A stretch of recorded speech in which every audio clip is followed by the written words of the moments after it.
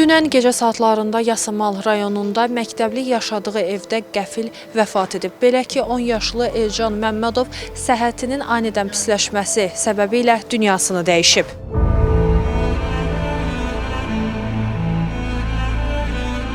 ...211 sayılı orta məktəbin 4-cü sinif şagirdi olan Elcanın son günlər qripə yoluxduğu bildirilib. 10 gün bundan qabaq poliklinikaya aparmışdılar. Sağ olsun həkimlər orada balinisaya yatıran. Ev yoxlanıb eləyib deyiblər, evdə müalicə oluna bilər. Deyiblər, maşallah uşaq yaxşıdır. Gecə saat 3-də durub, su içib 2 dəqiqə, 3 dəqiqə sonra keçinib. Respublika Təcili və Təxirəsalınmaz Tibbi Yardım Mərkəzindən bildirilib ki, ötən gün saat 06:38 radələrində mərkəzə Bakının Yasamal rayonundan çağırış qeydə alınıb. Çağırış ünvanına təcili tibbi yardım briqadası cəlb olunub. Hadisə nəticəsində 2016-cı il təvəllüdlü azyaşlının həkimə qədər ölüm faktı qeydə alınıb. Faktla bağlı Yasamal rayon prokurorluğunda araşdırma aparılır.